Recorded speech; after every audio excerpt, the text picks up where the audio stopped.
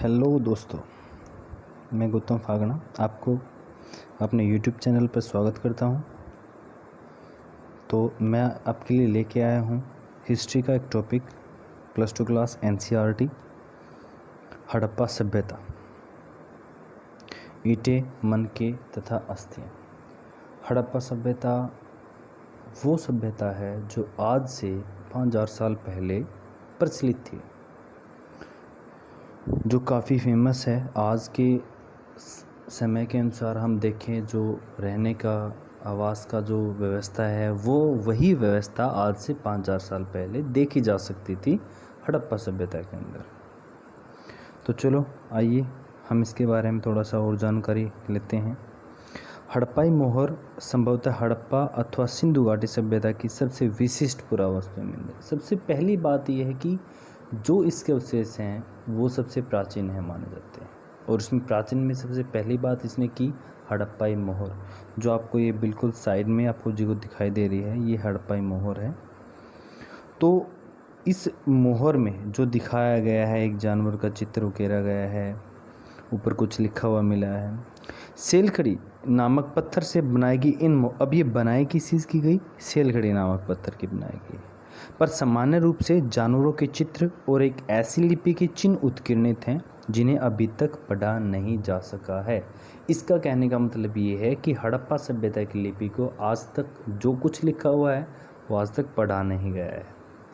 भाव चित्रात्मक थी, चित्र था उसके अंदर, चित्रों के द्वारा उसके भाव को हम समझ सकते हैं, लेकिन उसको आज तक पढ़ा नहीं गया है। फिर भी हमें इस क्षेत्र के उस समय बसे लोगों के जीवन का व्यवसाय या विषय, उनके व्यवसाय के बारे में, उनके द्वारा पीछे छोड़ी गई पुरावस्तुएं अब पता कैसे चले कि उस समय में लोग कैसे रहते थे, क्या खाना पीना था, वो सारी चीज़ें पता कब चलेगी? जब उनके द्वारा छोड़ी गई कुछ चीज़ें उनसे अन्वेषण करके, उनका एनालाइज करके हम पता कर सकते हैं। जैसे कि उनके आवास हैं, उनके मृत भांड हैं, आभूषण हैं, औजार हैं, मोहर हैं। दूसरे शब्दों में पुरातात्विक साक्ष्यों के माध्यम से बहुत जानकारी मिलती है। अब हम देखेंगे कि हड़प्पा सभ्यता के विषय में क्या और हम कैसे जानते हैं। हम यह अन्वेषण करेंगे कि पुरातात्विक साक्ष्यों की व्याख्या कैसे की जाती है। जो पुराने तत्व हैं, उनके जो प्रमाण, उनके जो साक्ष्य मिले हैं, उनके बारे में जानकारी कैसे मिलती है।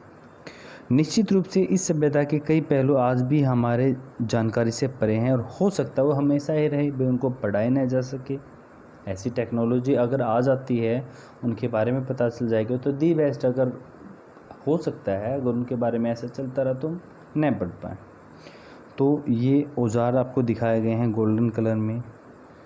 तो सिंधु घाटी सभ्यता को हड़प्पा संस्कृति भी कहा जाता है, क्योंकि एक सिंधु नदी के पास एक गांव है छोटा सा, जिसका नाम हड़प्पा था। खुदाई के वक्त वहीं पे कुछ अवशेष मिले और उसी जगह के नाम से उसको हड़प्पा सभ्यता के नाम से रख दिया गया, और इसको सिंधु घाटी सभ्यता भी कहा जाता है। एक्चुअल में वैसे इसका जो एज मानी जाती है वो 2350 से 1750 के आर बार है। बाकी अलग अलग इतिहासकार इसका अलग अलग बखान करते हैं। तो आइए हम इसके बारे में और जानकारी प्राप्त करते हैं। तो ये जो आपको मैप दिखाई दे रहा है इसके अंदर, अब ये मैप हड़प्पा के जो प्रमाण मिले हैं वो सारा एरिया है जो हिंदुस्तान, जिसमें पाकिस्तान भी मौजूद था। आज वो हड़प्पा और मोहनजोदड़ो दोनों पाकिस्तान के अंदर मौजूद है। तो आइए हम इसके बारे में और जान लेते हैं कि जो ये आपको दिखाई दे रहा है उत्तर पश्चिम का जो हिस्सा है, गुजरात का कुछ हिस्सा है, रंगपुर, लोथल, साबरमती के पास धोलावीरा, चौहदड़ो, कोटदीजी, मोहनजोदड़ो, ये सारा का सारा इराकी गढ़ी हरियाणा के अंदर मिठातल है, बनावली है, कालीबंगन है, ये सारा का सारा एरिया हड़प्पा सभ्यता मानी गई है। कुछ यहाँ पे थोड़ा सा दिखाया गया कि अंग्रेज़ों में बीसी बिफोर क्राइस्ट, ईसा पूर्व से तात्पर्य था। बिफोर क्राइस्ट जो ईसा पूर्व था वो हमेशा उल्टा चलता था, और जो ईस्वी है जो अभी चल रहा है एडी, जिसे इंग्लिश में बोलते हैं, एनो डोमिनी, वो सीधा है, जैसे 1 2 3 4 5 ऐसे चल रहा है। तो इसकी शुरुआत कैसी हुई? इस क्षेत्र में विकसित हड़प्पा से पहले भी कई संस्कृतियाँ अस्तित्व में थी। ये संस्कृतियाँ अपनी विशिष्ट मृदभान मिट्टी के जो बर्तन थी उसकी शैली से संबंधित थी। इनके संदर्भ में हमें कृषि, पशुपालन, कुछ शिल्पकारी के साक्ष्य भी मिलते हैं। बस्तियाँ आमतौर पर छोटी होती थी।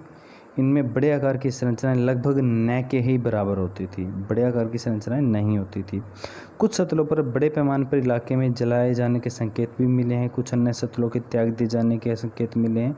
हड़प्पा तथा हड़प्पा सभ्यता के बीच क्रम भंग था, मतलब कहीं पर उसे इस प्रमाणिकता से मिले हैं, कहीं पर वो शायद जला दिए गए हैं, उनके प्रमाण मिले हैं, तो वो अलग अलग तरीके से अलग अलग थे। तो दोस्तों आज ये शुरुआत थी इस चैप्टर की, तो आई होप आपको बहुत अच्छा लगा होगा, या इसमें जितना भी समझने की कोशिश की वो मैंने समझाया। बाकी अगर कुछ रहता है तो आप प्लीज़ कमेंट करें, लाइक और सब्सक्राइब ज़रूर करें।